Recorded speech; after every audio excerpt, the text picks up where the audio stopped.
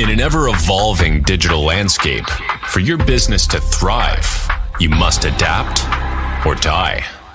Welcome to Marketing in the Age of AI, the podcast helping you harness the power of AI and marketing tools to revitalize and grow your business.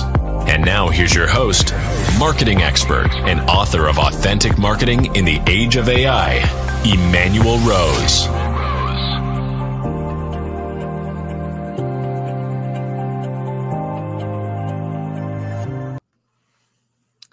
Welcome to this episode of Marketing in the Age of AI. Today, we are going to dig in to some philosophical and some ideas around how we should be picturing AI and technology and our teams, and how we should be with leaders, and maybe some help that we need in order to wind our way through the dynamism of AI as it's exploding into our lives. And today I have one of the most thought-provoking voices in today's technical landscape, Charley Johnson. He's a writer, thinker, and chief consciousness officer. Charley has a gift for decoding the intersection of AI, society, and leadership. And today we're going to explore how AI is reshaping human perception, why language and beliefs matter, and how to bring an increase in creativity and open-minded solutions. Charley, welcome to the show. Thanks for having me on, man. Yeah. Well, I think the first thing we got to do is we got to understand what does consciousness mean to you, and how you're using it here into the people that you work with. Consciousness is everything physical and non-physical. And the best, let's go two things: consciousness and conscious. Conscious is more of a verb. You and I are conscious of each other. Yep. Our senses, right? It's a verb. It's something that's going on. It's seen, it's hearing, it's touching. Consciousness is a noun. Everything physical and non-physical is consciousness. All the sages talked about it as science and quantum entanglement starts to really understand what's going on. Everything's consciousness. So artificial intelligence, AI, everything you and I will discuss, everything that's you and I are swimming in it. Every person that's going to watch this is consciousness, physical, non-physical, your thoughts, everything. And then to a great metaphor, a wise fish swimming through the ocean swims by two young fish and says, "Hey boys, how's the water?" And the two young fish look at each other and say, "What's water?" What's water? Right. So we're swimming in it. Yep. We're swimming in it. Everything is consciousness. All right. I like that. And then what I need to know is how you discovered this role for yourself. I always screw this quote up. Invention is the mother of necessity, or necessity is the mother of invention. Yeah. Right. Okay. So I crossed paths with a very enlightened teacher for a decade. Everyone who crosses his paths leaves the world behind. They'll go off to the Himalayas. They'll leave everything. Money's for the birds. No more capitalism. We go from one extreme to the next, right? We see through the illusion. We don't want to go back into the illusion, right? We've seen past the matrix. We don't want to go back into it. My karma was not that way. I spent 10 years trying to get rid of this passion because we always think passion is ego. Right. When we discuss it with this type of passion, it's ego, and ego's wrong, and ego this and ego that. We need to kill the ego. It didn't go away. And trust me, I had the highest level of individuals around me to strip that away. I meditated. I've done all this, all of it. My karma was to come back into this world and to bridge those gaps. Instead of an either or, instead of capitalism and spiritualism, instead of religion and spiritualism, instead of Republican and Democrat, it wanted me back in this world to bring consciousness to business, to corporations, to every level of human being, not the very small individuals, small group of individuals on the spiritual path. Because consciousness is not spiritual. Right. It's tactical. It's everything. So this position came about after years of helping individuals on the spiritual path, understanding that was a very small group, understanding that the impact could be made at a greater level by talking to the individuals who don't know what consciousness is, by bringing that to them, if they're religious, if they're Republican, if they're atheist, letting them know that they have access to this vast resource all the time. Wow, I love it. Yeah. So one of the ways I heard this described is that you're on the razor's edge, right? You're always making your way back and forth between unconscious people and the acceptance and absorption of consciousness. Yeah. Yeah. But the crazy thing about the last couple months is I've got two things going for us. Consciousness is shifting like never before. Yeah. It is forcing people to become aware of this. It's getting them ready to be more open to it, to understand it, to be ready for it in a sense, right? Also, we've created a narrative and we're talking about it and bringing it to them in a way that they can understand it. Mhm. If we have to Trojan horse in it, that's perfectly fine. Right. Meet them at their level. We can take someone from fourth grade, put them into fifth or sixth. We can take someone from elementary, jump them up into junior high, because the greatest impact is the mass majority of individuals understanding what consciousness is and that they have access to it, not the small group of executives that have been going through conscious leadership for the last 20 years. Right. Because let me ask you, how does it look? Right. Yep. The world's more divided and conflicted than ever. Right. It's interesting. So part of my philosophy as a leader in this transition that we're in is that AI has the capacity to take over a lot of mundane rote tasks, and that it frees up time. We know that we can take a project that would take 10 days and condense it down to 1 day. The question we have is, what do I do with those other 9 days now that I have that time freed up? And we have to make a decision of whether we're just going to go work more and try to make more money, or if we're going to take that time to learn about something that makes us valuable in the future, or if we're going to go spend time being creative, learning to play the guitar, paint oil, meditate, walk outside with my friends, family, and neighbors. So that's my position. I'd love to hear what your thinking is on that. Well, just like everything else since the beginning of humanity, we've always chosen sides. It usually takes years, dozens of years, generations, like with religion or politics, to really create a divide. AI has created a divide almost immediately. There are people who are for it. There are people who are hell-bent against it, right? So it's just another leaf of a tree that's creating division and conflict. Perfectly fine. That's how we work. That's how humans and their mind works. The mind's always either or. What are we going to do with those extra days? I have no clue. Now, if I'm for AI, if I was a guest and I was for AI, I'm going to come up with those other 9 days being heaven on earth. We're going to figure out a new language, and it's going to be the best thing for humanity because I'm pushing that. Right. If I'm against it, I'm going to take those other 9 days and say, I have no clue what I'm going to do. It's going to be depressive. I'm losing my job and the world's going to hell in a handbasket. You see the division there? Yeah. And you're only going to get guessed that, no, I have no clue.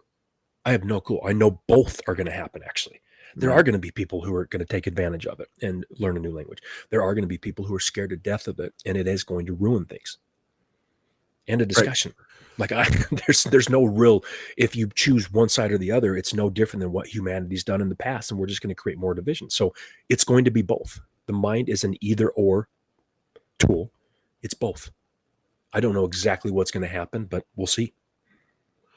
Yeah. I think it gives us the opportunity to make new decisions. I think that's kind of where I'm landing, is that we're able to get out of the salt mine of the computer work, let the software do the work, and then we have to make a decision on what am I going to do next. And I think in that Cartesian world, as you're discussing, if it's just either or, then we're gonna people will stay locked in the same lane.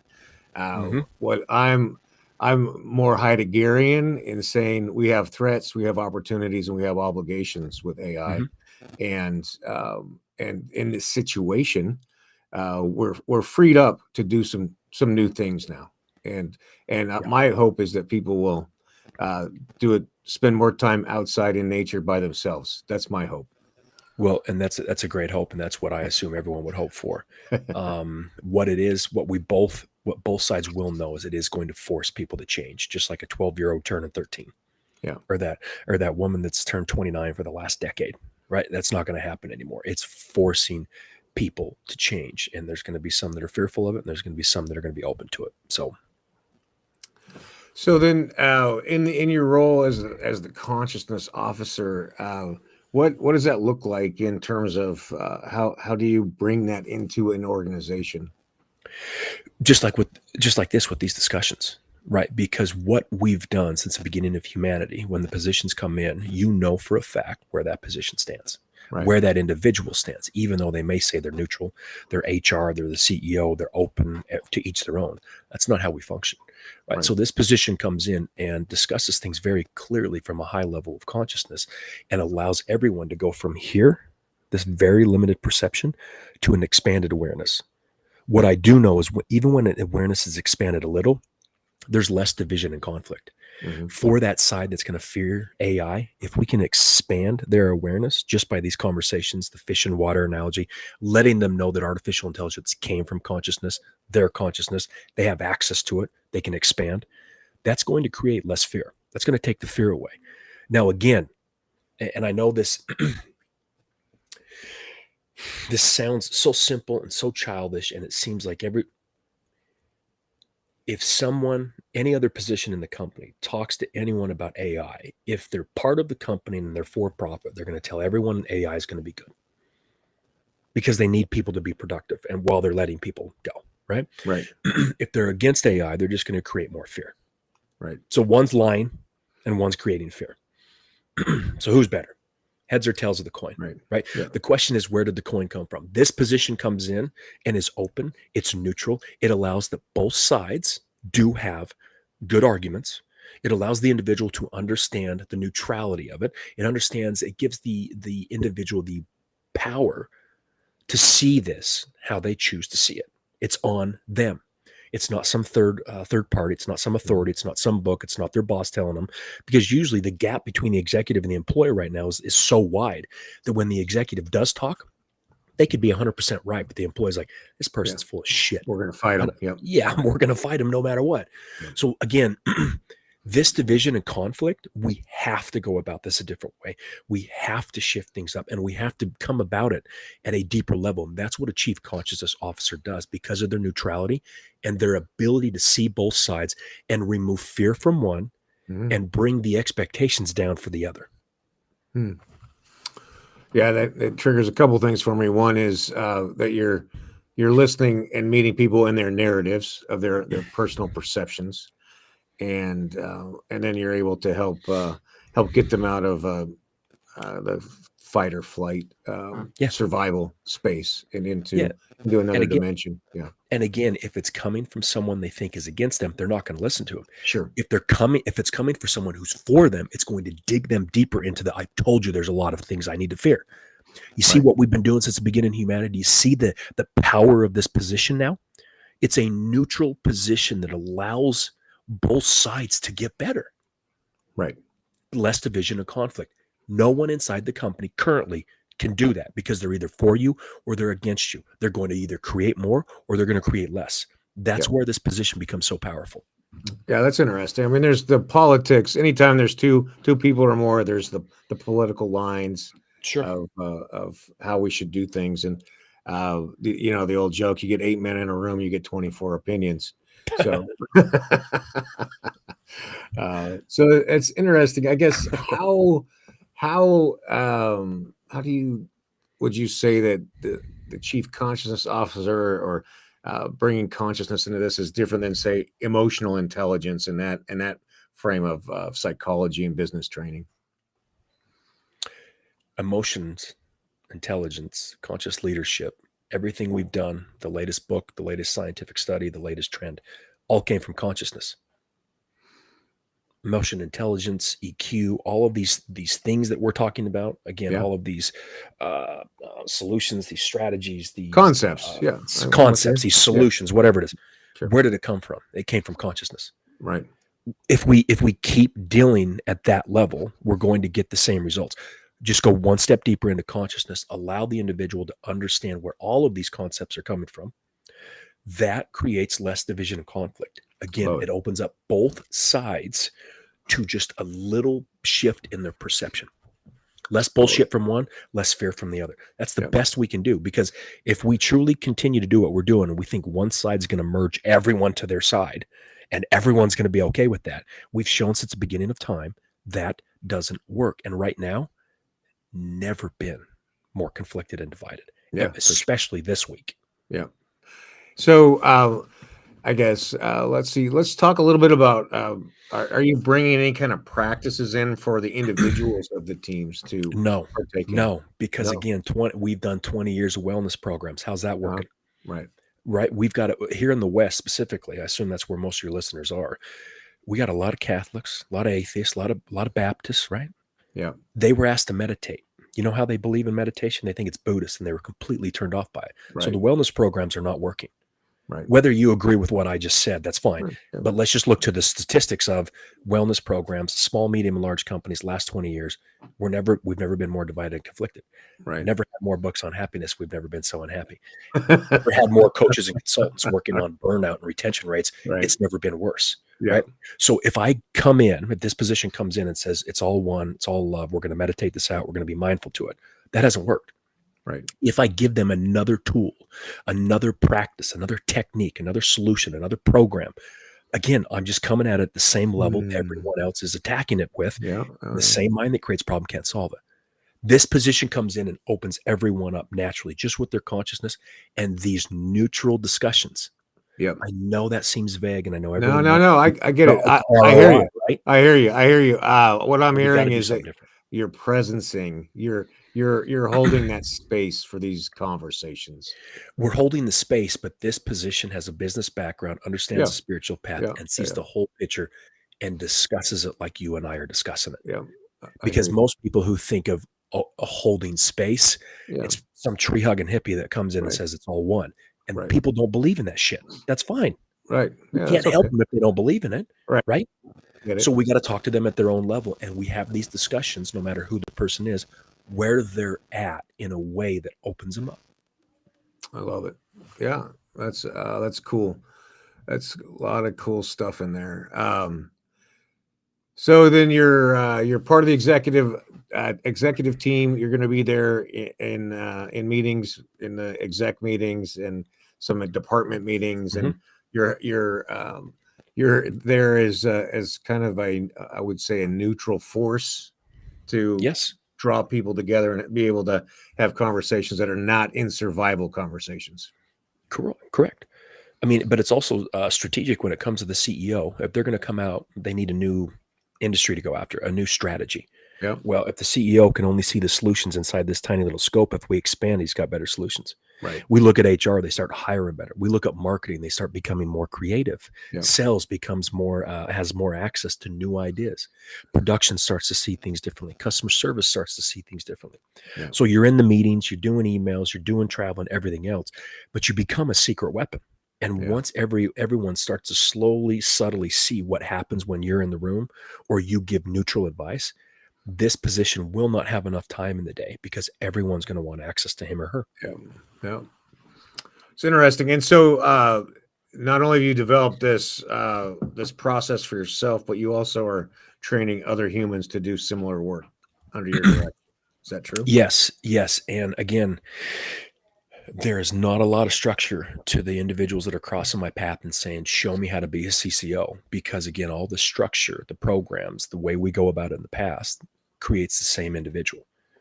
This is an unlearning. This is a stripping away. This is a helping them understand what neutrality really looks like. Because I hear a lot of people say they're neutral. They're not. They're not, because I'll say something about, just to see what they think about one side of the politics. They say, I'm neutral, but I'm having a really hard time with what Trump does. Then you're not neutral. Right. I'm, to each their own, but if they're not, but not that. Then, yeah. Yeah, exactly. Everyone's got everyone's driving a Subaru with the coexist sticker. Those people terrify me. Yeah. We truly, we really need to understand what neutrality is, because agree to disagree, to each their own. We've been doing that for decades now, and look where we stand. Right. So this position, when people come and it clicks, they come, we start doing some training. We start really starting to ask questions. What books are they reading? What do they think about this? And we really start to strip away, like my teacher did to me. He didn't teach me anything. Right. he removed all the bias and the conditioning to get me to the point where I'm like, my God, both sides of every argument, they have no clue how much they're causing division and conflict. Every one of them is a part of the problem. Right. Yep. We got to create neutrality. Yeah, I phrase it in that we're always in these tiny little power struggles, and Churchill said that the battles are so fierce because the stakes are so small, and so that's what everybody's constantly fighting for, is what everybody else has. Yeah, and to make sure that their beliefs are heard and that they come out on top. Yeah, and one's moral code is not moral for the other, and vice versa. Yeah, yeah, especially in the melting pot that we live in now, right? We're as diverse now in our country as I've seen in my life. So, yeah, I love the simplicity of it, Charlie, and I appreciate the descriptions and examples you've given. If people are interested in checking in with you and having a conversation, how do they do that? I like them to come to LinkedIn. I'm very antisocial as it comes to anti-social media.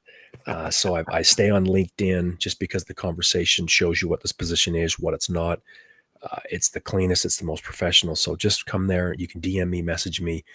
If you want to know what this position is, if you think you're a part of that movement and you want to become one, just message me and let me know. All right. Well, I love the work that you're doing, and I will look to support it however I can. And thank you.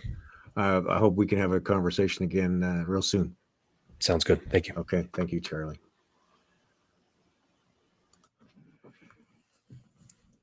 Well, I hope the conversation today was valuable for you, and that it created an awareness of how maybe you can bring neutrality into your teams and into your business, and that I hope that you have some questions for Charlie and reach out to him on LinkedIn.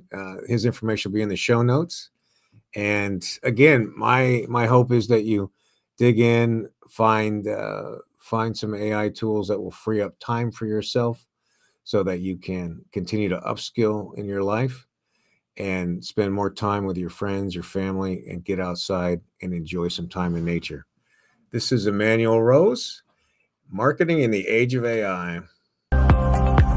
Thanks for listening to Marketing in the Age of AI.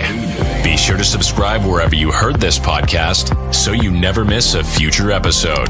Your copy of Authentic Marketing in the Age of AI is available at Amazon.com or EmmanuelRose.com. You can also connect with Emmanuel on LinkedIn.